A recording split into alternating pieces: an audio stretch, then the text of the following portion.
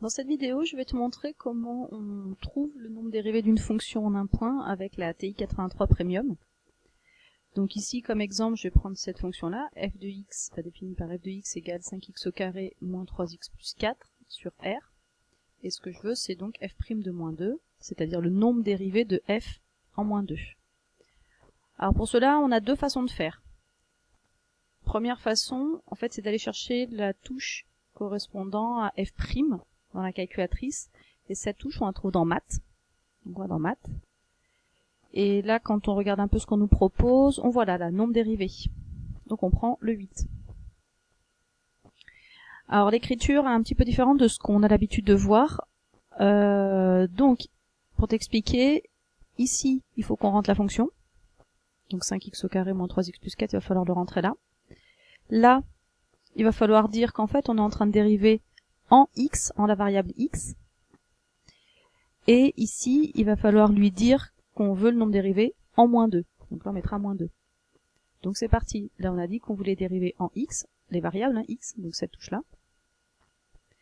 Toc. Ensuite, on rentre la fonction 5x au carré moins 3x plus 4. Et ensuite, on va chercher avec la flèche de droite, et on dit qu'on veut le nombre dérivé donc en moins 2. Et hop, c'est fini. Elle nous donne le résultat. Conclusion.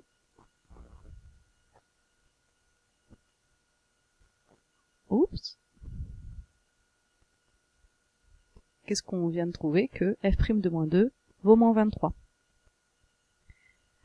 Donc ça, par contre, là où tu fais attention, c'est que la calculatrice te le donne, mais toi, il va falloir que tu le prouves sur ta feuille, c'est-à-dire qu'il va falloir que tu fasses un calcul pour montrer que le nombre dérivé, c'est bien moins 23. En fait, cette façon de faire, c'est juste un contrôle pour toi, enfin, juste pour vérifier que ce que toi t'as trouvé, c'est la même chose que ce que trouve la calculatrice. Mais sinon, nous, on attend quand même un résultat, une justification. Donc ça, c'est la première façon de faire. Deuxième façon de faire, c'est en fait en utilisant la courbe de la fonction, puisqu'on sait qu'un nombre dérivé, c'est relatif à la tangente. Donc, on va dans les fonctions, dans le graphe, là. On rentre notre fonction 5x au carré. C'est parti. 5x au carré moins 3x plus 4. On valide. On fait sa courbe. Bon, moi, j'ai changé la fenêtre pour que ça rentre bien dedans. Hein.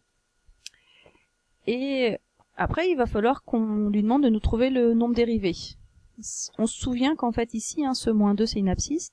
Ici c'est gradué en commençant à moins 10 en avançant de 1 en 1, donc le moins 2 il est là. Donc moins 2, si je monte sur la courbe, le f' de moins 2 qu'on est en train de chercher ici, c'est donc, je monte sur la courbe, j'ai un point, et je trace la tangente qui est là, la droite, là, qui va approcher le mieux la courbe. Et on veut le coefficient directeur de cette droite. Bon, on va pas lui faire tout ça, la calculatrice, on va simplement aller dans calcul, donc seconde, calcul.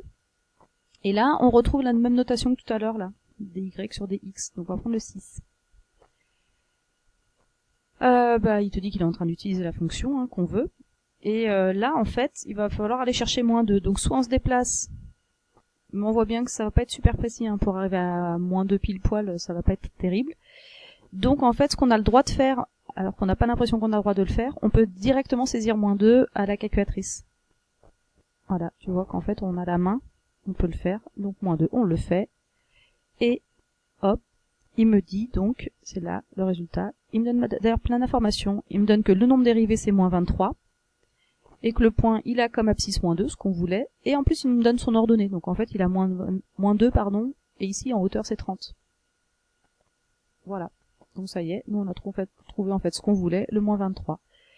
Et voilà, ça confirme toujours que f' de moins 2 c'est moins 23, donc voilà les deux méthodes là pour trouver sur une calculatrice combien vaut un nombre dérivé.